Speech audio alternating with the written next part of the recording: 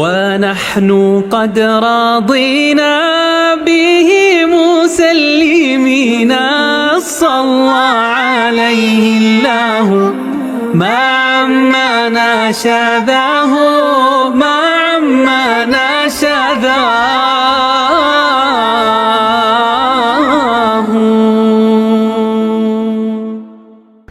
അസ്സലാമു അലൈക്കും വറഹ്മത്തുള്ളാഹി.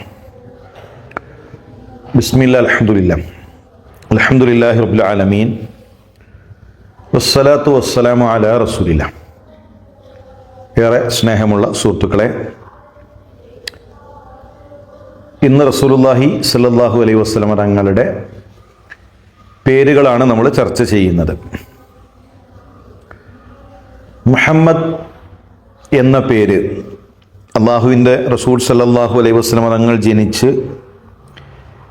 7-ാമത്തെ ദിവസം അബ്ദുൽ മുത്തലിബാണ് വിളിക്കുന്നത്. അബ്ദുൽ മുത്തലിബ് അള്ളാഹുവിൻ്റെ റസൂലിൻ്റെ ജദ്ദാണ്, ഉപ്പയുടെ ഉപ്പയാണ്. അദ്ദേഹമാണ് മുഹമ്മദ് എന്ന പേര് നൽകിയതും കുഞ്ഞിനു വേണ്ടി ഒരാടിനെ അറവ് നടത്തിയതും ചേലാകർമ്മം ചെയ്തതുമെല്ലാം. റസൂലുള്ളാഹി ജനിക്കുമ്പോൾ തന്നെ ചേലാകർമ്മം ചെയ്യപ്പെട്ട അവസ്ഥയിലായിരുന്നു എന്ന് പറയുന്നതിന് അടിസ്ഥാനങ്ങളില്ല.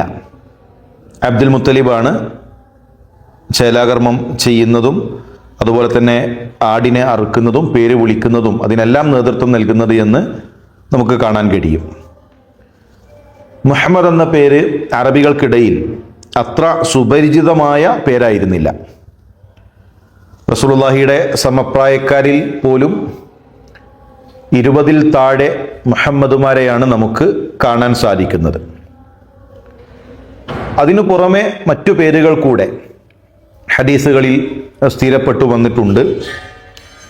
മഹാനായ ജുബൈർ ഇബ്നു മുത്ഇം റളിയല്ലാഹു തആല അൻഹു പറയുന്നു, അള്ളാഹുവിൻ്റെ റസൂൽ സല്ലല്ലാഹു അലൈഹി വസല്ലം തങ്ങൾ പറഞ്ഞു, ലി ഖംസത്തു അസ്മാ, എനിക്ക് 5 പേരുകളുണ്ട്. അന മുഹമ്മദ്, ഞാൻ മുഹമ്മദാണ്. അഥവാ പ്രശംസിക്കപ്പെടാൻ അർഹതയുള്ള വിശേഷണങ്ങളെല്ലാം ഒരുമിച്ച് കൂടിയവൻ എന്നതാണല്ലോ ആ പേരിൻ്റെ അർത്ഥം. എന്തുകൊണ്ടും ആ പേരിൻ്റെ യോജിച്ച ആ പേര് റസൂലുള്ളാഹിക്ക് യോജിച്ചതാണ്. റസൂലുള്ളാഹി മുഹമ്മദാണ്. വ അഹ്മദ്, അതുപോലെ തന്നെ ഞാൻ അഹ്മദാണ്. വ അന അൽ മാഹി അല്ലദീ യംഹുല്ലാഹു ബിയൽ കുഫർ, ഞാൻ അൽ മാഹിയാണ്, എന്നെ കൊണ്ട് അള്ളാഹു കുഫർ തുടച്ചു നീക്കും. അപ്പോൾ കുഫറിനെ തുടച്ചു നീക്കുന്നവൻ എന്ന അർത്ഥത്തിൽ അൽ മാഹി എന്ന പേര് റസൂലുള്ളാഹിക്കുണ്ട്. വ അന അൽ ഹാഷിർ അല്ലദീ യുഹ്ശറുന്നാസു ഖദമി, റസൂലുള്ളാഹി അൽ ഹാഷിറാണ്.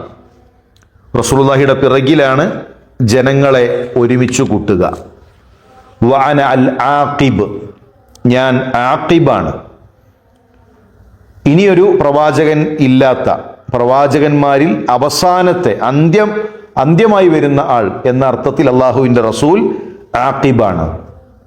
വേറെയും ഹദീസുകളിൽ മുസ്ലിം ഉദ്ധരിച്ച ഒരു ഹദീസിൽ നബിയു തൗബ, നബിയു റഹ്മ എന്ന പേരുകൾ കൂടെ റസൂലുള്ളാഹി സ്വല്ലല്ലാഹു അലൈഹി വസല്ലം തങ്ങൾക്ക് നമുക്ക് കാണാൻ സാധിക്കും. അപ്പോൾ മുഹമ്മദ് എന്ന പേര് പരിശുദ്ധ ഖുർആനിൽ 4 തവണ വന്നിട്ടുണ്ട്. സൂറത്ത് സൊഫിൽ 6-ാമത്തെ ആയത്തിൽ അഹ്മദ്, ജനങ്ങളിൽ ഏറ്റവും അധികം അള്ളാഹുവിന് സ്തുതി പറയുന്നവൻ എന്ന അഹ്മദ് എന്ന പേര് വന്നിട്ടുണ്ട്. 3-ാമത് അൽ മാഹി, അൽ ഹാഷിർ, അൽ ആഖിബ്, നബിയു തൗബ, നബിയു റഹ്മ. അതുപോലെ തന്നെ ഒരു ഹദീസിൽ അൽ മുഖഫി എന്ന പേരും വന്നിട്ടുണ്ട്. അതിനു പുറമെ റസൂലുള്ളാഹിയുടെ ലഖബാണ്, സ്ഥാനപ്പേരാണ് അൽ അമീൻ. 40 വയസ്സുവരെ മക്കക്കാർ ഒന്നടങ്കം വിളിച്ചിരുന്ന പേരാണ് അൽ അമീൻ, വിശ്വസ്തൻ എന്ന അർത്ഥത്തിൽ. അറബികൾ പൊതുവെ കുനിയത്ത് സ്വീകരിക്കാറുണ്ട്. മൂത്ത ആൺകുട്ടിയിലേക്ക് ചേർത്തുകൊണ്ട് വിളിക്കുന്ന പേര്.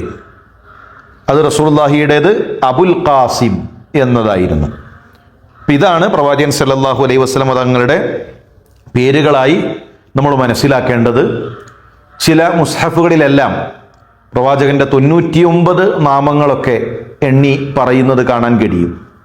അള്ളാഹുവിൻ്റെ നാമങ്ങൾ 99, അതുപോലെ റസൂലുള്ളാഹിയുടെ നാമങ്ങൾ 99 എന്ന രൂപത്തിൽ പഠിപ്പിക്കുന്നത് കാണാൻ കഴിയും. റസൂലുള്ളാഹി സ്വല്ലല്ലാഹു അലൈഹി വസല്ലം തങ്ങളുടെ അങ്ങനെ 99 നാമങ്ങൾ ഹദീസുകളിൽ സ്ഥിരപ്പെട്ടിട്ടില്ല.